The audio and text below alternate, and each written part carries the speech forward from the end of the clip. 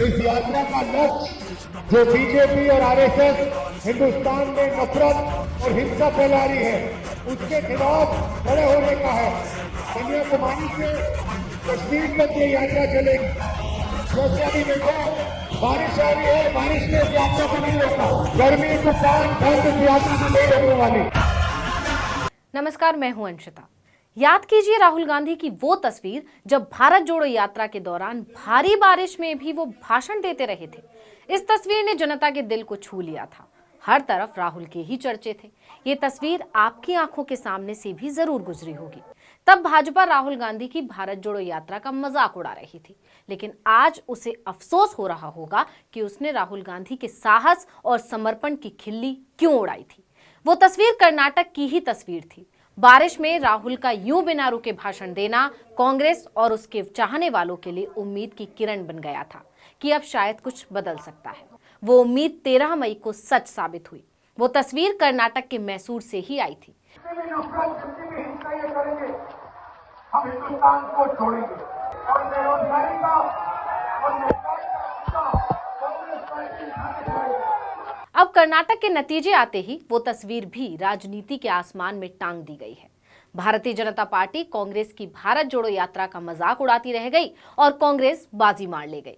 कर्नाटक चुनाव के नतीजे आने के बाद से राजनीति के जानकार दावा कर रहे हैं कि कांग्रेस की इस बम्पर जीत के पीछे भारत जोड़ो यात्रा की बहुत बड़ी भूमिका है। कर्नाटक में यात्रा के सहारे कांग्रेस ने जो भी तीर चलाए, सारे के सारे निशाने पर लगे। नतीजा, आज कांग्रेस सत्ता में बैठी हुई है, जो 2019 में बीजेपी ने तिकड़म लगाकर उससे छीन ली थी। तो आज इस वीडियो में हम भारत जोड़ो यात्रा के समय कांग्रेस के हर उस दाव का जिक्र करेंगे जिसके सहारे कांग्रेस के सर पर जीत का ताज सजा है। अब चुनावी नतीजों को देखकर ये कहना बिल्कुल भी गलत नहीं होगा कि भारत जोड़ो यात्रा पार्टी के लिए रामबाण साबित हुई। इस यात्रा के बाद पहली बार मोदी की अक्खड़, लफ्फाज, गलत बयानी करने वाले और आत्ममुग्ध मोदी को राहुल गांधी की 100 में मिलनसार, हंसमुख और धर्मनिरपेक्ष लोकतंत्र को लेकर प्रतिबद्ध राहुल गांधी की छवि से चुनौती मिली। पहली बार दोनों की तुलना हुई। नरेंद्र मोदी ने सपने में भी नहीं सोचा होगा कि जिस राहुल गांधी की टी-शर्ट का मजाक उड़ाने के लिए उन्होंने पूरी पलटन उतार डाली थी, वो पहले ही चुनाव में उनकी पार्टी को पैदल कर सकता है। याद कीजिए, 7 सितंबर 2022 को कांग्रेस ने कन्याकुमारी से भारत जोड़ो यात्रा की शुरुआत की थी। यात्रा शुरू होते ही बीजेपी की टोली पूरे कांग्रेस पार्टी और खासकर राहुल गांधी का मजाक उड़ाने में लग गई। नसीहत देने लगी कि पार्टी को कांग्रेस जोड़ो यात्रा निकालनी चाहिए। भारत टूटा ही कब है जो जोड़ने निकले हो, कांग्रेस को जोड़ो, वगैरह वगैरह। लेकिन कांग्रेस ने इन फिजूल की बातों और ज्ञान पर कोई ध्यान नहीं दिया और आगे बढ़ती गई। जैसे जैसे राहुल गांधी की यात्रा बढ़ रही थी, उसका काफिला भी बढ़ रहा था। 30 सितंबर को यात्रा ने कर्नाटक में प्रवेश किया। चुनावी राज्य कर्नाटक में यात्रा की एंट्री ही जबरदस्त रही थी। ढोल नगाड़ों के साथ राहुल गांधी का स्वागत हुआ था। तब किसी ने नहीं सोचा था कि राहुल गांधी की नजर कहां है। ये कोई धुप्पल नहीं था कि उन्होंने पूरी यात्रा में सबसे ज्यादा समय कर्नाटक को ही दिया। उनकी निगाहें साफ तौर पर 2023 के चुनाव पर थी और उन्होंने जैसा सोचा था, हुआ भी वैसा ही। लेकिन इस जीत के लिए कांग्रेस ने बहुत दांव भी चले, जिसके बारे में हम आपको सिलसिलेवार बताएंगे। सबसे पहले बात तो ये है कि पार्टी ने यात्रा के समय सबसे ज्यादा यानी 22 दिन कर्नाटक में ही बिताए थे। यात्रा का रूट मैप इस तरह से तैयार किया गया था कि ज्यादा से ज्यादा विधानसभा और लोकसभा सीटों को कवर किया जा सके। 30 सितंबर से 19 अक्टूबर तक यात्रा कर्नाटक में रही। इस दौरान राहुल ने रोजाना करीब 25 किलोमीटर की पैदल यात्रा की थी और कुल 511 किलोमीटर का फासला तय किया था। यात्रा ने राज्य में लगभग 22 दिनों में चामराजनगर, मैसूर, मांड्या, तुमकुर, चित्रदुर्ग, बेल्लारी और रायचूर से होकर गुजरी थी। इस रूट में 7 लोकसभा क्षेत्रों और 20 से ज्यादा विधानसभा क्षेत्रों में पड़ाव डाला गया। कर्नाटक का कांग्रेस का फोकस देखकर ही शायद ही किसी ने सोचा होगा कि पार्टी चुनाव को लेकर इतनी लंबी प्लानिंग के साथ काम कर रही है। पार्टी का सबसे बड़ा दांव था सोनिया गांधी का कर्नाटक से ही यात्रा में शामिल होना। यात्रा कन्याकुमारी से शुरू हुई थी, लेकिन सोनिया गांधी कर्नाटक में शामिल हुई। सोनिया की एंट्री ने भी यात्रा को मजबूती दी और सभी का ध्यान इधर खींचा। इतना ही नहीं, यात्रा के समय राहुल और सोनिया की कुछ तस्वीरें सामने आई थी, जिसने हर किसी के दिल को छुआ। माँ बेटे के इस प्यार को देखकर हर कोई भावुक हो उठा था। पूरी यात्रा के दौरान राहुल अपनी मां का ख्याल रख रहे थे, जिसके वीडियो भी सामने आए।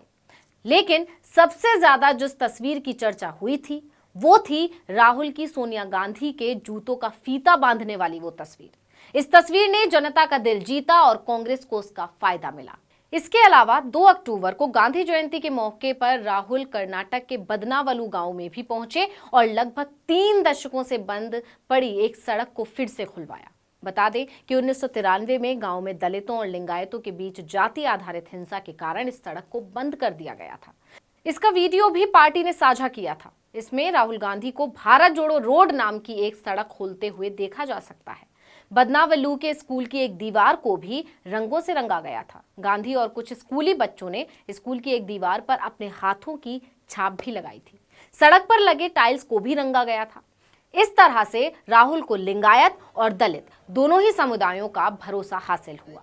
राहुल लोगों का दिल जीत रहे थे और बीजेपी उनका मजाक उड़ाने में लगी थी। इसने नरेंद्र मोदी की छवि एक नकारात्मक सोच के नेता की बनाई, जिसे जनता के असल मुद्दों की बजाय बेकार की लफाजी पसंद है। गौर कीजिए, उन सभी सीटों पर कांग्रेस ने अच्छा प्रदर्शन किया जहां जहां से राहुल गांधी की यात्रा गुजरी थी। कर्नाटक के हलकुंडे गांव में यात्रा के दौरान कांग्रेस के वर्तमान अध्यक्ष मल्लिकार्जुन खड़गे भी शामिल हुए थे। वो उस समय अध्यक्ष पद के उम्मीदवार ही थे। इसके अलावा छत्तीसगढ़ के मुख्यमंत्री भूपेश बघेल भी कर्नाटक में भारत जोड़ो यात्रा के दौरान राहुल गांधी के साथ कदम ताल करते दिखे थे।